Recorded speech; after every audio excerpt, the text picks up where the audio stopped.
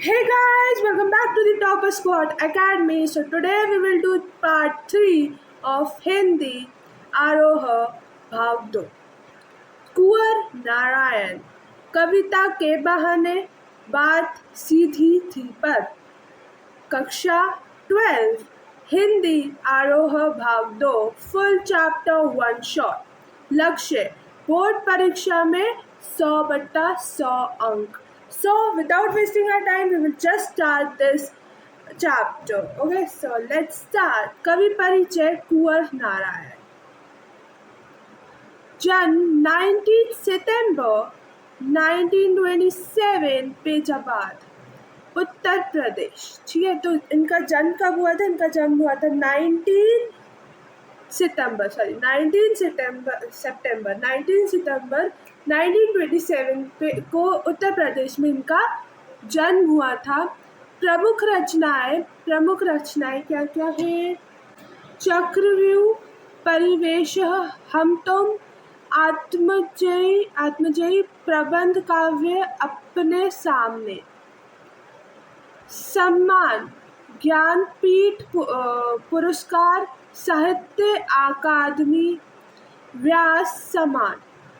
काव्य विशेषता आपकी कविता में व्यर्थ का उलझाव नहीं बल्कि संयम, परिष्कार और साफ सुथरापन है. ठीक है, तो साफ सुथरापन है. ठीक है, तो उनकी परीक्षा में उनकी कविताएं में जब हम ये सारी कविताएं पढ़ेंगे जो है कि कहानी भी बहाने बनाती है. आप सोचो ना कि कहानी कैसे बहाने बनाती है. आप लोग बनाते हो, मैं बनाती बहाने कि भाई अच्छा आज हमने ये नहीं किया, अच्छा छोड़ो कल करेंगे. आज ये मेरी लाइट चली गई थी, तबीयत थोड़ी खराब है, बुखार है, इसलिए मैं नहीं कर रहा. अरे ऐसा है, इसको छोड़ दो, कल करेंगे. कल कभी आता ही नहीं. तो क्या बोलते हैं कि हमारे तो बहाने चलते रहते हैं, पर कविताओं के भी बहाने होते हैं, तो हमें पता ही नहीं था. चलो देखते हैं कविताओं के क्या क्या बहाने होते हैं. ठीक है, so let's go further. Okay, कविता के बहाने. चिड़िया की उड़ान. कविता एक उड़ान है चिड़िया के बहाने. कविता एक उड़ान है चिड़िया के बहाने. कविता की उड़ान भला चिड़िया क्या जाने. अब इसमें क्या लिखा? कवि एक उड़ान है चिड़िया के बहाने. इसको थोड़ा वो कर देती हूँ, आपको दिखाई दे रहा है. ठीक है, कविता एक उड़ान है चिड़िया के बहाने. कविता एक उड़ान है चिड़िया के बहाने. कविता की उड़ान भला चिड़िया क्या जाने. कविता की उड़ान भला चिड़िया क्या जाने. मतलब कवि हमसे ये कह रहा है कि कविता कल्पना की एक ऐसी उड़ान है जिसकी कोई सीमा नहीं है. जो कविता है उस कल्पना की एक ऐसी उड़ान, जैसे हमारी सोच इनफाइनाइट है. मतलब क्या बोलो, अनगिनत है. मतलब हाँ सॉरी, हमारी सोच का कोई एंड ही नहीं है. हम ये सोचते हैं, हमारी जो सोच का उसका एंड ही नहीं है. मतलब कविता अगर हम लिखते ही जा रहे हैं, उसका कोई एंड नहीं है, उसका कोई समापन नहीं है. तो वैसे ही ये बोल रहा है कि कविता एक उड़ान है चिड़िया के बहाने. कविता एक उड़ान है चिड़िया के बहाने. जैसे चिड़िया का कभी कभी वो चिड़िया उड़ती गई, कभी ना कभी तो वो मैं थक गई ऐसे बोलेगी ना. कभी चिड़िया कभी ना कभी तो मैं थक गई ऐसा बोलेगी. तो चिड़िया की भी कुछ सीमा होती है. चिड़िया भी रहती है कुछ समय तक. हमने देखा है कि जो भी धरती पे आता है वो जाता है. तो मतलब चिड़िया की भी कुछ सीमा होगी ना, चिड़िया की भी कुछ सीमा होगी. तो वैसे ही ये बोल रहा है कविता एक उड़ान है. कविता एक उड़ान है चिड़िया के बहाने. कविता एक उड़ान है चिड़िया के बहाने. कविता की उड़ान भला चिड़िया क्या जाने. जो चिड़िया तो अपना उड़ रही है, अब वो उसको क्या पता कि कविता क्या है. चिड़िया तो अपना मस्त उड़ रही है. तो कविता चिड़िया तो मस्त अपना उड़ रही है, तो वो कैसे जाने कि जो कविता की उड़ान भला चिड़िया कैसे जाने। समझ में आई कि जो कविता की उड़ान है वो चिड़िया कैसे जाने। चिड़िया को तो पता ही नहीं है क्या कविता है। बाहर बाहर भीतर इस घर उस घर कविता के पंख लगा उड़ने से के माने चिड़िया क्या जाने। बाहर भीतर इस घर उस घर कविता के पंख लगा उड़ने के माने चिड़िया क्या जाने। अब इसमें लिखा है जो चिड़िया है बाहर भीतर इस घर उस घर, मतलब कभी इधर आएगी छत पे बैठ जाएगी, कभी उस घर में छत पे बैठ जाएगी, कभी पेड़ की डाल पे बैठ जाएगी, कहीं बैठ जाएगी। ठीक है, तो अब उसको क्या पता कि कविता के भी पंख लगे, कविता भी उड़ती है, मतलब सोच, अपनी सोच अनगिनत है, कहीं भी कुछ भी सोच सकता है, कुछ भी सोच सकते हैं हम। तो कविता के पंख लगा उड़ने के माने ये चिड़िया कैसे जाने। देखो अब इसका सरल व्याख्या अगर मैं बताऊँ तो देखो सरल व्याख्या ये है। कवि कहते हैं कि कविता कल्पना की एक ऐसी उड़ान है जिसकी कोई सीमा नहीं है। कवि ये कह रहे हैं कि कविता ऐसी कल्पना है जिसकी कोई भी सीमा नहीं है। मतलब हम लिखते गए, तो हम सोच कर जो भी हमने सोच रहे हैं लिखते गए। अच्छा इसके बाद ये हुआ, इसके बाद ये हुआ, अच्छा हाँ ये कविता ऐसे लिखनी है, अच्छा ऐसे लिखनी है, अच्छा इसमें गलती हो गई। सोच ही रहे और सोच के लिखते जा रहे, जितना दिमाग में आ रहा है सब लिखते जा रहे हैं, तो कभी एंड ही नहीं होगा। क्योंकि सोच, अब हम ऐसा हो सकता है कि सोचना हम रोक सकते हैं, कुछ चीज़ सोच रहे हैं, कुछ पोएट्री सोच रहे हैं, तो क्या उसका कोई डी एंड होगा? नहीं होगा, क्योंकि हम उसको और बड़ा बढ़ाते जाएंगे। तो वैसे ही ये बोल रहा है कि कविता की कोई सीमा नहीं है, उसको जितना उड़ना है वो उड़ेगी, जितना हम उसको लिखेंगे खींच कर हम उतना ही लिखते जाएंगे। चिड़िया की उड़ान सीमित है, चिड़िया की जो उड़ान है वो सीमित है, वो एक बार उड़ेगी फिर मतलब उड़ती जाएगी, कहीं चली जाएगी, फिर बोलेगी है मैं थक गई, फिर थोड़ा रुकेगी। तो चिड़िया की उड़ान जो है वो सीमित है, एक घर से दूसरे घर तक, मतलब इस घर से उस घर तक, उस घर से इस घर तक, तो वो सीमित है। लेकिन कविता जो कविता है, लेकिन कविता कल्पना के पंख लगाकर असीम आकाश में उड़ती है। लेकिन अब जो चिड़िया है उसका क्या है, उसको तो मतलब रोकेगी ना, इस घर से उस घर, उस घर से इस घर, उस घर से चौथा घर, उस घर से पांचवा घर, और उसकी कोई सीमा है।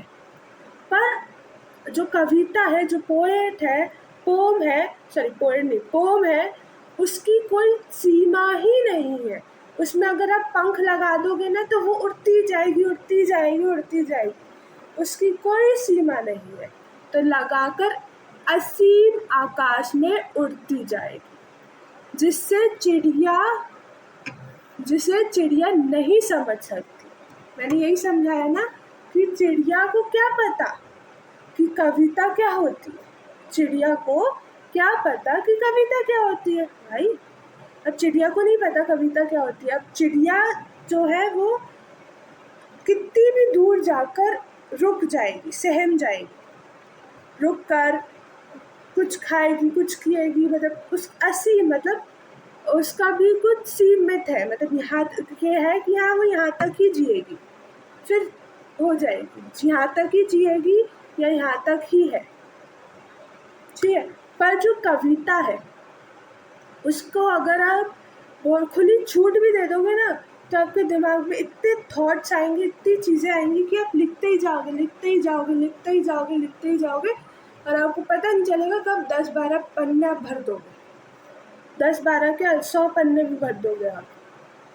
इतनी इसमें अगर आप पंख लगा दो तो ये उड़ते ही जाएंगे, खुले आकाश में उड़ते ही जाएंगे, इसकी कोई सीमा नहीं है। इसलिए ये बोला है चिड़िया क्या जाने, चिड़िया को क्या पता, चिड़िया से कभी नहीं समझ पाएगी, ठीक है।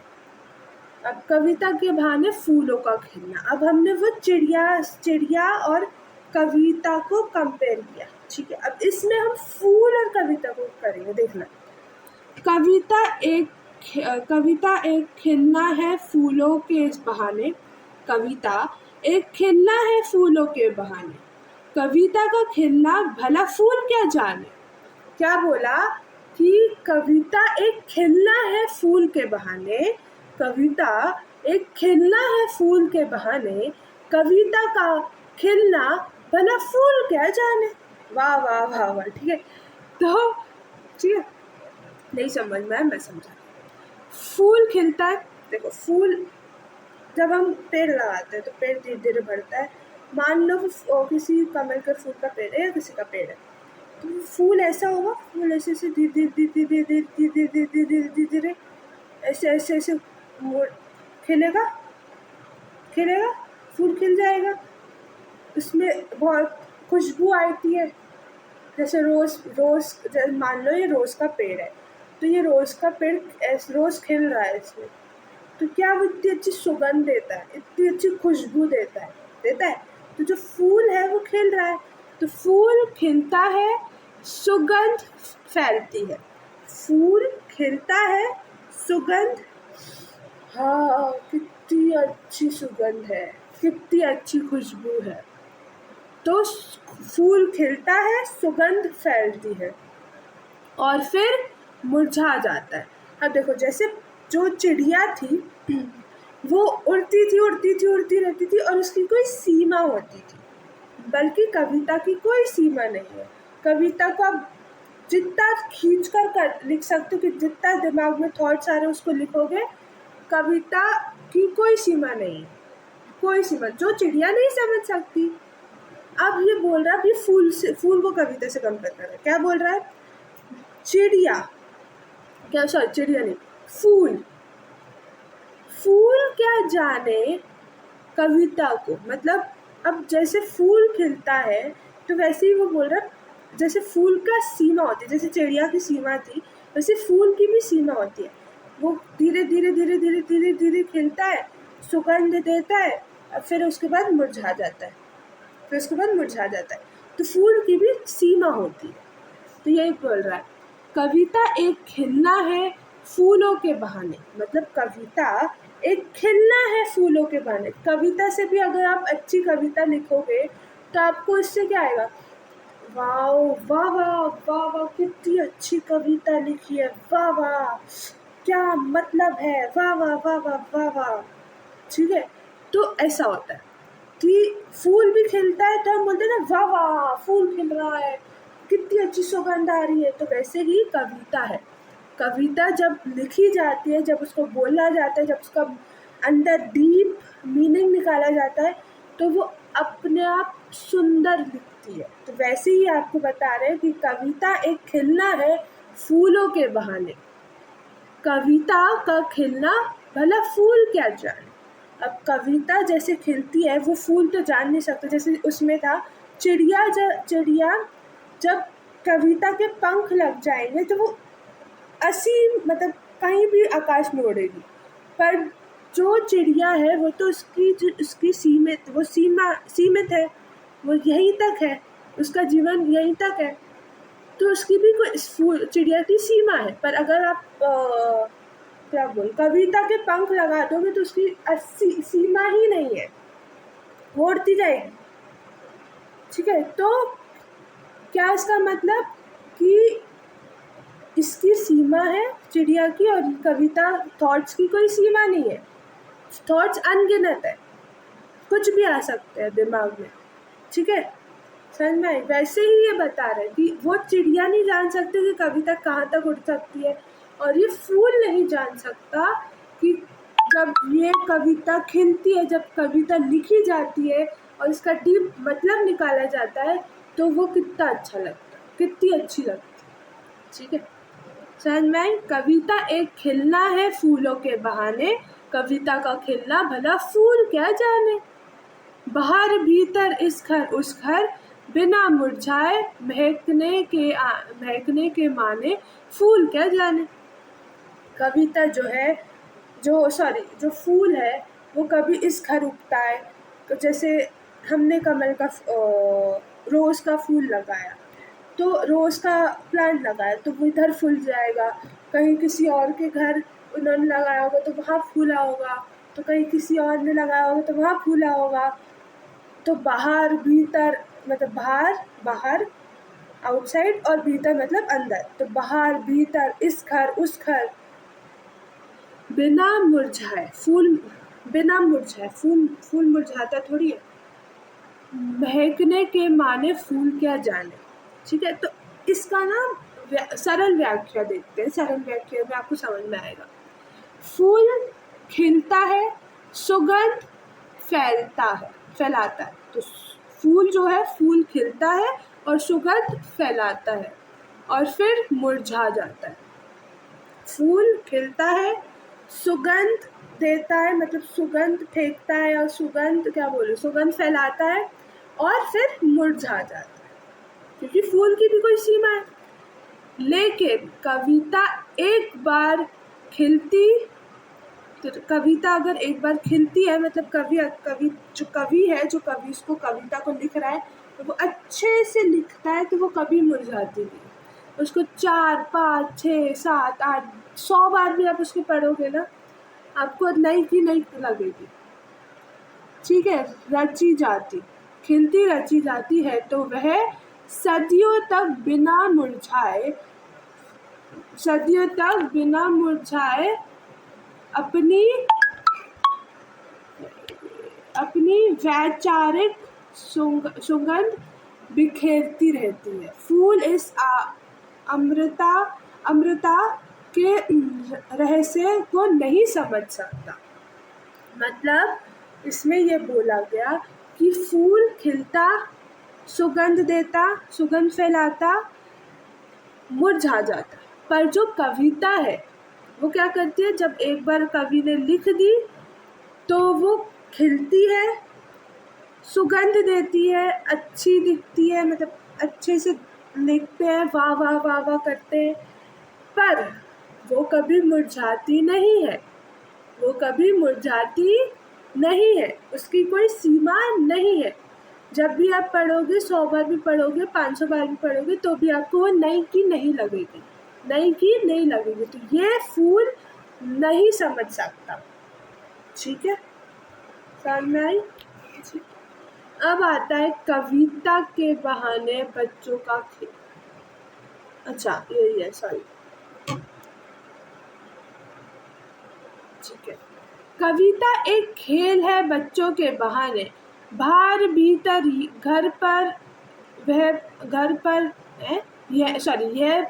यह घर वह घर, सब घर एक कर देने के माने बच्चे ही जाने। इसमें तो क्या बोला है, कविता एक खेल है बच्चे के बहाने। कविता एक खेल है बच्चों के बहाने, मतलब कविता भी एक खेल टाइप की है। क्या बोलो, कविता की तुलना बच्चों के खेल से करते हैं। जैसे हमने पतंग पढ़ी थी, याद है? हमने पतंग पढ़ी थी, तो पतंग में कितनी दूर दूर तक बच्चे पतंग उड़ाते हैं। ऐसा लग रहा था कि उनका जो फ्यूचर है वो भी ऐसे इतनी दूर से चमक रहा है ना।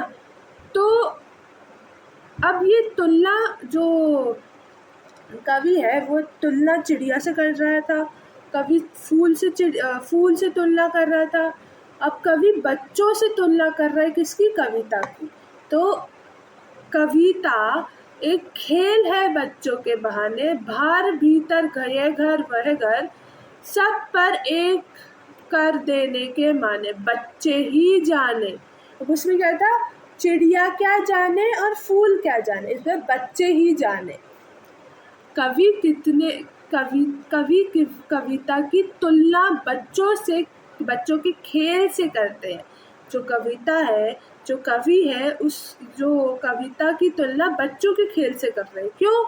क्योंकि जैसे बच्चे खेलते समय सीमाओं और भेदभाव को नहीं मानते, जैसे बच्चे जो हैं जब वो खेलते हैं तो वो ये नहीं देखते कि इतना खेलना उतना खेलना, वो खेलते रहते हैं। जब देखो वो खेलते रहते हैं। अब उनको अपनी सीमा ही न मालूम, वो किसी के भी घर जाएंगे, उनको जो भी चाहिए वो उठाएंगे और खाएंगे, चाहे वो घर से इतना पेट भर के आया हो। जब वो घर से कितना भी पेट भर के आए और किसी के घर जाएंगे तो वो उठा के जो भी उनको पसंद आएगा वो खा लेंगे, ना कि मम्मी से पूछेंगे ना कि किसी से पूछेंगे, उनको बस जो चाहिए वो खा लिया। ठीक है, तो बच्चों की भी खेलने की कोई सीमा नहीं है, जो वो भूल जाते हैं कि ये कौन है, बस हमें दोस्ती बननी है और हमने खेलना है, हमें दोस्ती बनाकर हमें खेलना है। को नहीं मानते और सबको अपना बना लेते हैं। जैसे जो बच्चों का खेल है, जैसे बच्चे खेलते हैं तो वो सबको साथ में लेकर तुम खेलोगे, आप खेलोगे मेरे साथ, आप खेलोगे मेरे साथ, आप खेलोगे, आ जाओ चलो खेलते हैं, सब खेलेंगे। तो किसी कोई भी भेदभाव नहीं किया, सबकी सीमाएं भूल गए और अपनी मस्त है खेलने में। ठीक है, अब वैसे ही जो ये है क्या है, वैसे ही जो कविता है वो भी तो है कि अपनी सीमाएं को भूल जाती है, भेदभाव को भूल जाती है और सब जैसे उसको उड़ना होता है वैसे उड़ जाती है, जैसे जिस तरीके से उसे शेप करोगे वैसे ही लिख देंगे। तो वैसे ही कविता भी शब्दों का ऐसा खेल है जो समाज को एकता के सूत्र में पिरोता है। वैसे ही जो कविता आप जब लिखते हो तो ये शब्दों का खेल है। जैसे वो बच्चे खेलते हैं गिल्ली डंडा, कुछ भी छुपन छुपाई, पिड्डू जो भी खेलते हैं, स्टेपू जो भी खेलते हैं, वैसे ही ये शब्दों का खेल है कविता। वो खेलते हैं और ये शब्दों का खेल है। शब्दों का खेल, इसमें की आएगा, इसमें क्या आएगा, इसमें क्या आएगा, तो ये शब्दों का खेल। ऐसे खेल है जो समाज, जैसे ही लोग इस कविता को पढ़ते हैं सब भूल जाते हैं। तो जो समाज को एकता के सूत्र में पिरोता है, मतलब ये जो कविता है जो सब लोगों को एक साथ लेकर चलती है। इतना समझ में आया। अब हम दूसरी कविता पढ़ेंगे जो क्या है, दूसरी कविता क्या है, बात सीधी थी पर। अब ये पर कहाँ से आ गया, बात सीधी थी पर, बात सीधी थी पर। अब ये पर कहाँ से आगे प्रकट हो गया भाई, चलो यह समझ में आ गया। ओके, बात सीधी थी पर भाषा का चक्कर। बात तो हम सीधी बोल रहे थे पर भाषा ने हमें घुमा दिया। अब देखो, बात सीधी थी पर एक बार भाषा के चक्कर में जरा टेढ़ी फंस गई। बात सीधी थी पर एक बार भाषा के चक्कर में टेढ़ी फंस गई। उसे पाने की कोशिश में भाषा को उल्टा पुल्टा की बात और भी पेचीदा होती चली गई। क्या बोला इसमें कि बात तो सीधी थी, मतलब मुझे जो लिखना था वो तो बहुत सरल था, बहुत सीधा था, पर मैंने क्या किया, मैंने यहाँ से भी एक इस टफ वर्ड निकाला, यहाँ से भी टफ वर्ड ले लिया, यहाँ से भी बहुत कठिन वर्ड ले लिया, यहाँ से भी कठिन वर्ड ले लिया, यहाँ से भी कठिन वर्ड ले लिया और उसको लिख रहा हूँ। तो भाई अब जो तुम समझाना चाहते हो वो तो उसको समझ में ही नहीं आ जाएगा।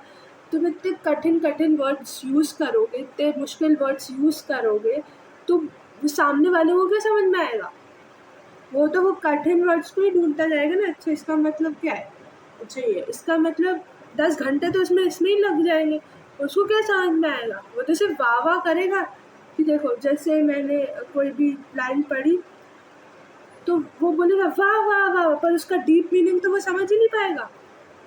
तो इसका मतलब क्या है, कवि कहते हैं कि उनके मन में एक सरल सी बात थी, मतलब उनके मन में तो एक सरल सी बात थी कि भाई ऐसे सीधे लिखना है, पर अब लेकिन उसे सुंदर और मतलब उन दूसरों को दिखाने के लिए कि भाई हमें तो ऐसा आता है, सुंदर आता है, मतलब इतना अच्छा था, तो उसको उस जो सरल भाषा थी उसको सुंदर दिखाने के लिए उसमें बहुत कठिन शब्द, मुश्किल शब्द प्रयोग करने लगे, तो जिससे वो और कॉम्प्लेक्स हो गया।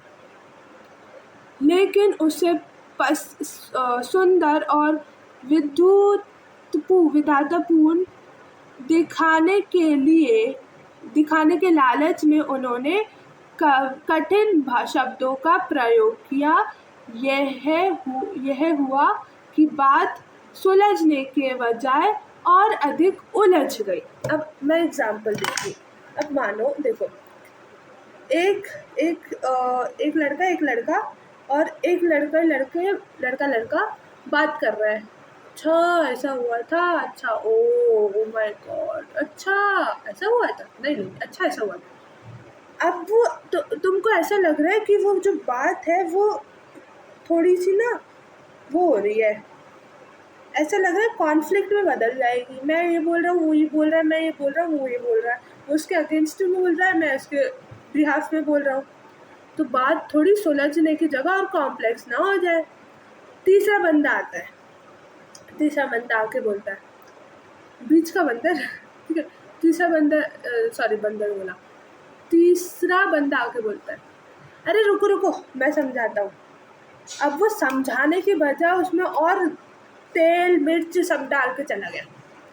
अब ऑब्वियस अगर आप दोनों ही उसको सुलझा लेते साथ में, अगर आप दोनों ही उससे साथ में सुलझा लेते तो यहाँ तक बात पहुँचती नहीं, पर वो बात यहाँ तक पहुँच गई। अब तुम लोग कॉन्फ्लिक्ट लड़ाई कर रहे एक दूसरे, नहीं मैंने ये बोला था, अरे नहीं मैंने ये बोला था, नहीं मैंने ये बोला था। तो भाषा में भी ऐसा होता है कि अगर बहुत सरल भाषा है, सर आपके दिमाग में सटीक है कि भाई ये मुझे लिखना है, ये लोगों को बताना है, पर आप शो ऑफ करने के चक्कर में कि चलो मैं बताता हूँ, शो ऑफ करने के चक्कर में क्या करते हो, उसको क्या करते हो कि भाई लोग पढ़ेंगे तो बोलेंगे वाह वाह कितने कठिन शब्द लिखे, क्या बंदा है, इसको क्या क्या आता है, क्या मल्टी टैलेंटेड, ऐसे बोलेंगे। तो फिर तो उसको क्या किया, उसको सुंदर बनाने के लिए, वैभवशील बनाने के लिए, सुंदर दिखाने के लिए तो उसने और कठिन शब्द डालना शुरू कर दिए, जिससे वो सुलझने की जगह और पेचीदा हो गई और कॉम्प्लेक्स बन गई। वो जैसे हम बोलते हैं ना कि ये धागा, मानो क्या मानो धागा, ठीक है ये धागा है, तो ये जो धागा है अब इसमें गांठ बन गई बीच में, दिख रही है गांठ बन गई बीच में, गांठ बन गई बीच में।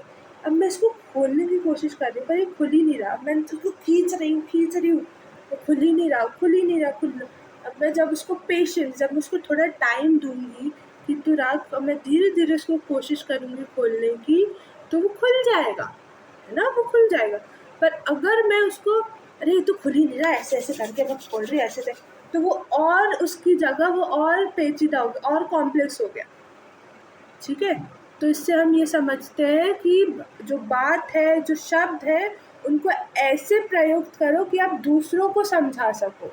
ये नहीं दिखाना कि भाई हम तो बहुत ऊंचे वाले, नहीं, दूसरों को अपनी बात समझा सको, दूसरों के सामने अपनी बात रख सको, वो शब्द जो उस चीज़ का मतलब उसका डीप मीनिंग समझा सको।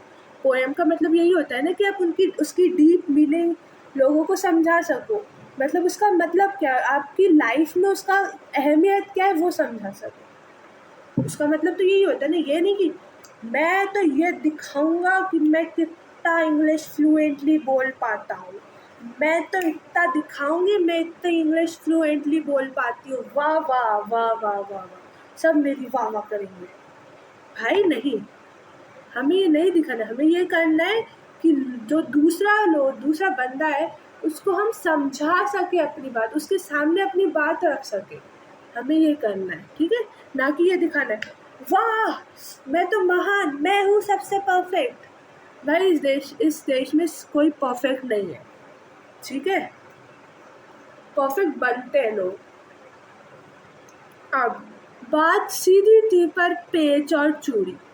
अब उसमें क्या बताया, इसमें देखो हमने भाषा के चक्कर, इसमें भाषा का चक्कर था कि भाषा की वजह से जो चीज़ थी वो टेढ़ी मेढ़ी हो गई और कॉम्प्लेक्स बन गई, ठीक है, जिससे सुलझना चाहिए उसको और कॉम्प्लेक्स बना दिया कठिन शब्दों से। अब ये बोला पेच और चूड़ी। अब देखो, सारी मुश्किल को धैर्य के समझे बिना मैं पेच को खोलने के मैं बजाय उससे बेहतर कहना, रुक जाओ यार, ठीक है रुको, का क्या है? हाँ, सारी मुश्किल को धैर्य से समझे बिना, जो सारी मुश्किल है उसको धैर्य से समझे बिना मैं पेज को खोलने के बजाय उसे बेहतर कसता चला जा रहा था, क्योंकि इस करतब पर मुझे साफ सुनाई दे रही थी तमाशबीनों में, हाँ, तमाशबीनों की शाबाशी और वाह-वाह, तमाशबीनों की शाबाशी और वाह-वाह। इसमें ये लिखा है ना, हाँ, क्या लिखा है? सारी मुश्किल को धैर्य से समझे बिना मैं पेज को खोलने के बजाय उसे बेहतर कसता चला जा रहा था। जोर जबरदस्ती से बात की जूड़ी पड़ गई और वह भाषा में बेकार घूमने लगी। ठीक है, अच्छा, ये आगे भी दिखाया। ठीक है, तो ये 2 लाइन को मिक्स किया है। क्या किया है इसमें? क्या बोला है कवि ने? अब वो पेज मतलब स्क्रू, जब स्क्रू को, जैसे मान लो स्क्रू है, इसको हम ऐसे जैसे कील नहीं होती, कील को हम ऐसे ठोक कर लगा देते हैं और जैसी लिखती है वो ऐसे निकल जाती है। पर जो स्क्रू होता है हम उसको ऐसे घुसाते हैं और वो ऐसे ही निकलता है। स्क्रू ड्राइवर, स्क्रू बोल्ट देखा होगा आपने, तो वो ऐसे ही निकलता है। ठीक है, तो उसकी बात हो रही है। क्या हो रहा है? कवि ने स्क्रू का उदाहरण दिया है। कवि ने स्क्रू का उदाहरण दिया। किसका? स्क्रू का। जैसे पेज को जबरदस्ती किसने से उसकी जो चूड़ी पर जाती, जो चूड़ी होती है वो मर जाती। मतलब कि जैसे पेज होता है, तो पेज में आपने देखा कि ऐसे राउंड होता है। रुक जाओ, बना के दिखाओ। ये मानो ये पेज है, ठीक है, ये पेज है, उसमें आपने देखा है ये राउंड सी चूड़ी ऐसे बनी रहती है, ऐसे चूड़ी बनी रहती है। देखा है आपने? ऐसे। तो जब आप इस पेज को ना, ये मान लो यहाँ पे कुछ दीवार है, हम इसको ऐसे फिट कर रहे हैं, तो जब इसको हम यहाँ पे फिट करेंगे ऐसे घुमा के, और वो फिट नहीं हो रही, उसको जबरदस्ती उससे ऐसे करते जा रहे, हो ही नहीं रही वो, करते जा रहे, हो ही नहीं रही। तो जो उसकी ये जो चूड़ियाँ है ना, ये जो इसको चूड़ियाँ बोलते हैं, जो चूड़ियाँ है ना, मर जाएंगी। क्या हो जाएंगी? इनकी ये जो चूड़ियाँ है ना, कोई काम की नहीं रहेंगे। फिर वो ना कि घुसने के लायक, ना कि बाहर निकलने के लायक, किसी के लायक नहीं होगा। उसको फेंकना होगा। चूड़ियाँ मर जाएंगी। चूड़ियाँ मतलब ये वाली भी चूड़ियाँ होती है, पर इसकी भी ये जो देख रहे हो ना, ये इनको चूड़ियाँ ही बोलते हैं। जो ऐसे होती है ना, लपेटी हुई, इनको चूड़ियाँ ही बोलते हैं। ठीक है, ये मर जाती है। तो ना कि ये स्क्रू इधर का, ना कि उधर का, ना कि ये निकलेगा, ना कि ये घुसेगा। अगर आप उसको थोड़ा पेशेंस से, आराम से ऐसे खिसोगे, ऐसे नहीं, ऐसे खिसोगे, तो वो तो घुसेगा ही, चूड़ियाँ भी मर जाएंगी। ठीक है, तो उसकी भी कोई सीमा होती है। और वह ढीला हो जाता है। वैसे ही कठिन शब्दों का प्रयोग से बात का अर्थ खत्म हो गया और वह केवल शब्दों का जाल बन गई। मतलब इसमें ये बोला है कि जैसे, अब मैं आपको समझाती हूँ। जैसे इसमें बोला कि स्क्रू ड्राइवर होता है, स्क्रू जो होता है, जब हम उसको पेशेंटली ऐसे किसते हैं, ऐसे डालने की कोशिश करते हैं, ऐसे डालते हैं। मान लो ये दीवार है, मैं इसके अंदर डालती हूँ स्क्रू को, ठीक है, ये स्क्रू को इसके अंदर डालती है। जो स्क्रू का जो पतली सा पार्ट होता है, इसको मैं इसके अंदर डाल रही हूँ। तो इसका जो ये है, वो अंदर जा रहा है, धीरे धीरे डाल रही हूँ तो जा रहा है। अब मैं उसको ऐसे करती रहूँगी, तो जो इसकी जो चूड़ियाँ हैं, ये चूड़ियाँ, ये मर जाएंगी। इसको ऐसे, अरे जल्दी जा जल्दी जा जल्दी जा जल्दी जा जल्दी जा जल्दी जा जल्दी जा, तो भाई वो जल्दी के कारण वो उसकी चूड़ियाँ ही मर जाएंगी। तो वैसे ही हमें ये बताया कि अगर हमारे दिमाग में चीज़ सरल है कि हमें ये बनाना है, पर हम दिखावे के लिए अगर हम उसमें कठिन शब्द डाल देंगे तो उसका जो मतलब है, जो कवि आपको बताना चाह रहा है, उसका जो मतलब है वो ही समाप्त हो जाएगा, वो ही ख़त्म हो जाएगा।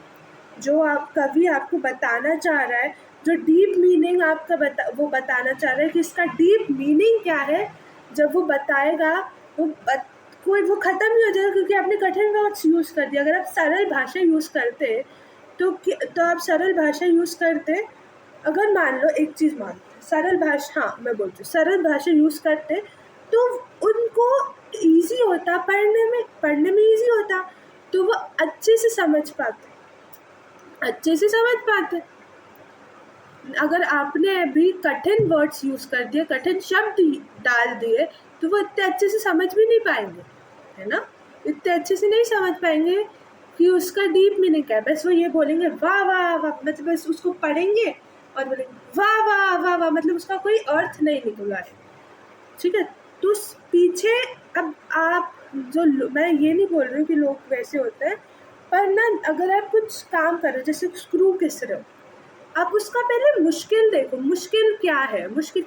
अगर मान लो कि हाँ, कि कोई मुश्किल है, कोई सिचुएशन है, अब आप उसको हैंडल करने की वजह, उसको सॉल्यूशन निकालने की जगह उसको और कॉम्प्लेक्स बनाते जा रहे हैं, तो आप उस मुश्किल का हल नहीं निकाल रहे, उसी मुश्किल को आप कॉम्प्लेक्स बनाते जा रहे हो। मुश्किल का हल निकालना सोचो, पहले उस मुश्किल को पेशेंटली जानो कि वो मुश्किल है क्या, ठीक है।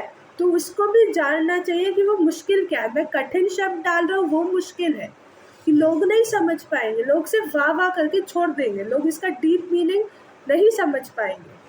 तो उनको वो समझाने के लिए उनको सरल वर्ड में, सरल भाषा में लिखना पड़ेगा, नहीं तो ये तो फिर शब्दों का जाल ही बना रह जाएगा, है ना। क्या लिखा है? हाँ, बात ने जो एक शरारती बच्चे की तरह मुझसे खेल रही थी पूछा, क्या तुमने भाषा को सहूलियत से बरतना कभी नहीं सीखा? वाह, ठीक है। भाषा ये बोल रही है, क्या तुमने कभी जो भाषा को सरल वर्ड्स में लिखना नहीं सीखा? भाषा ये बोल रही है कि क्या तुमने कवि को, कि तुमने किसी कविता को सरल वर्ड्स में लिखना नहीं सीखा? इतनी कठिन वर्ड्स यूज़ कर रहे हो जिसको कोई समझ नहीं पाएगा, सिर्फ वाह वाह वाह वाह होगी, है। तो इससे अच्छे सरल भाषा में लिख दो, जिससे वो बंदा तो डीप मीनिंग तो उसका समझ पाए एटलीस्ट। भाषा ये पूछ रही है। अंत में बात स्वयं एक शरारती बच्चे की तरह कवि से पूछती है। ये जो बात है, ये मतलब एक शरारती बच्चे की तरह किससे पूछती है? कवि से ही पूछती है कि क्या तुमने कभी भाषा को सरल वर्ड्स में लिखना नहीं सीखा? नहीं सीखा। अंत में बात स्वयं एक शरारती बच्चे की तरह कवि से पूछती है कि क्या आपने आज तक भाषा को सरलता और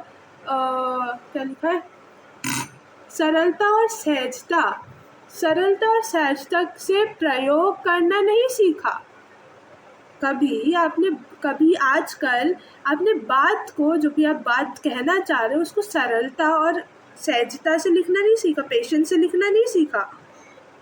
संदेश ये है कि अपनी बात को सीधे शब्दों में उतारो ही सबसे कहना, ठीक है। ये मैं जूम कर रही हूँ जिससे आपको दिखे। ये है कि इससे हमें शिक्षा क्या मिलती है कि हम दूसरों को अपनी बात, जो हम बात बोलना चाहते हैं, वो उसके सामने प्रकट कर सके, उसके सामने रख सके बहुत अच्छे से, कि उसको भी समझ आए। और ऐसी कठिन भाषा में नहीं कि मैं और मेरी दोस्त खड़ी है, मैं ऐसे बोल रही हूँ, बहुत कठिन शब्द यूज़ कर रही हूँ, उसको ना कि पल्ले पड़ रहा है।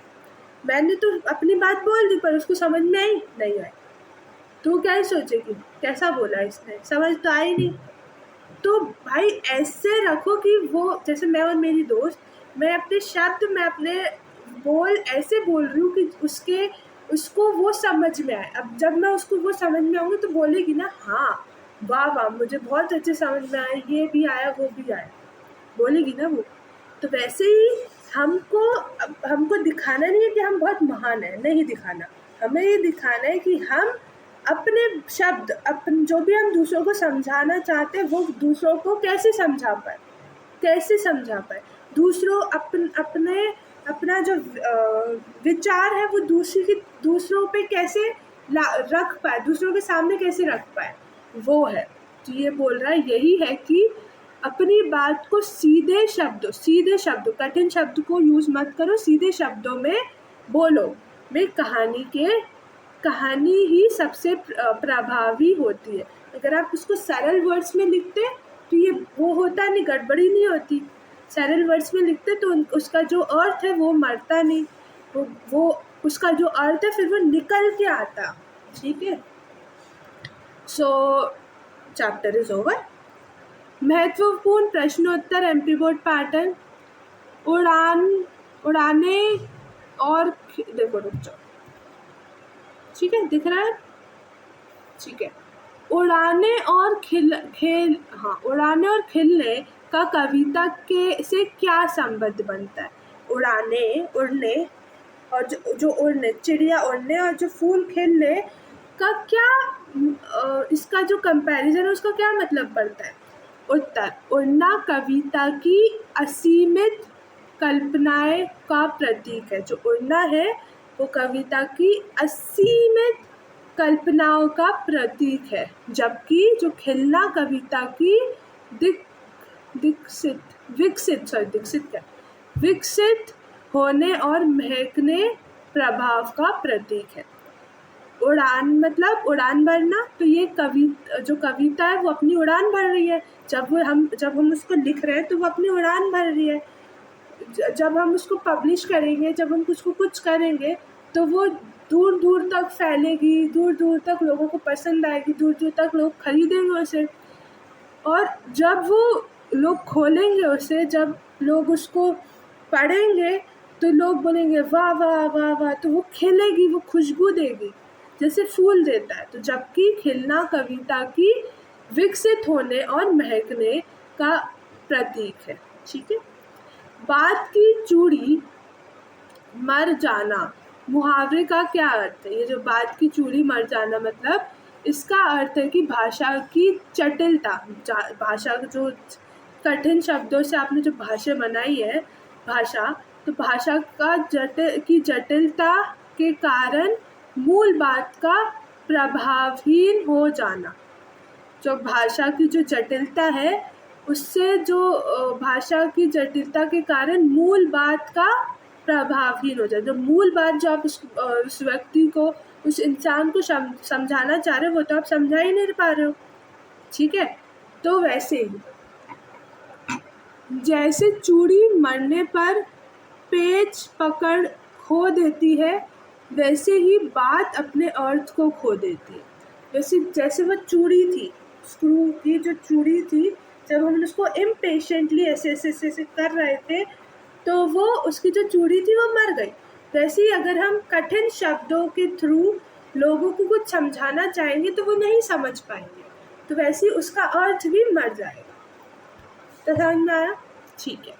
महत्वपूर्ण प्रश्नोत्तर सेट 2। कविता और बच्चे को समानांतर है। रुक जाओ, ये दूर है ना तो मुझे थोड़ा दिखाई छोटा छोटा लिखा है मैंने। कविता और बच्चे को समानांतर अच्छा ओके रखने के क्या कारण हो सकते। बच्चों और कविता दोनों सीमाओं को नहीं मानते। जो छोटे छोटे बच्चे होते हैं ना, चुन्नू मुन्नू, वो अपनी सीमा को नहीं मानते, और जो कविता है वो भी अपनी सीमा को नहीं मानती। अगर आप उसको जितना ही लिखते जाओगे वो आगे बढ़ती जाएगी। जैसे बच्चे खेलते समय पर्यावरण भूल जाते हैं, कविता भी सबको एकता के सूत्र में बांध देती है। जैसे बच्चे सब पर्यावरण भेदभाव सब भूल जाते हैं और लगन से खेलने लगते हैं, वैसे जो कविता है वो भी सब भूल भाल के सबको एक साथ एकत्र करके लेके चलती। प्रश्न 4, भाषा को सहूलियत से बरतने का क्या अभिप्राय है? कि जो भाषा को सहूलियत से बरतने का क्या अभिप्राय है? इसका अर्थ है कि अपने भावों को सरल, सहज और सुबोध भाषा में व्यक्त करना, ना कि कठिन शब्दों का प्रदर्शन करना। कि आप ये मत दिखाओ कि लोग कठिन शब्द का प्रयोग करके आप लोगों को कुछ नहीं समझा पा रहे हो, उसका जो अर्थ है वो ही मर गया है ना। तो इसलिए सरल भाषा यूज़ करो, इजी लैंग्वेज यूज़ करो, इतनी टफ लैंग्वेज यूज़ मत करो, जिससे जो भाषा है वो जो उसका अर्थ है वो निकल के आए, है ना। ठीक। सो एग्जाम स्पेशल टॉपर कैसे लिखते हैं? तो देखो, शिल्प सौंदर्य उत्तर में भाषा, खड़ी बोली, छंद, मुक्ति और अलंकार, उपमा, रूपक, मानवीकरण का उल्लेख अवश्य करें। ठीक है। और सटीक शब्दार्थ जैसे सहूलियत, पेचीदा, तमाशबीन जैसे शब्दों का अर्थ याद रखें। इसका शब्द, ये जो अर्थ मैंने आपको बताया वो याद रखना। संदर्भ और प्रसंग, एमपी बोर्ड में व्याख्याएं लिखते समय संदर्भ में कवि और पाठ का नाम साफ साफ लिखें। जब आप, जैसे आपसे पूछा गया ना कि इसका मतलब आपको पता ही इस कविता से ये चीज़ ली गई है, तो आप उस कविता का नाम लिख लो। जैसे फॉर एग्जांपल बात सीधी थी पर से ली गया है, तो मैंने लिख दिया बात सीधी थी पर, इससे ली गया है। और फिर जो लिख रहा है, जैसे इसमें कुंवर नारायण ने लिखा, तो वैसे ही मैं लिखूंगी कविता बात सीधी थी पर कुंवर नारायण ने लिखा, मतलब उन पोएट का नाम, और साफ साफ लिखकर फिर नीचे से शुरू कर दिया, तो जिससे वो जो है वो उसको इम्प्रेस होकर मार्क्स अच्छे देता है। ठीक है। फिर स्टे कनेक्टेड। आशा है कि आपको यह मास्टर क्लास पसंद आई होगी। So like, share, subscribe my channel topper squad academy education for all. So now I will take a leave. Bye guys. Bye. Love you all. Don't forget to share, subscribe my channel. Okay. So bye guys, and do this 4 question answer that I've given you. Write it in copy and revise it daily. Okay. Bye. Love you.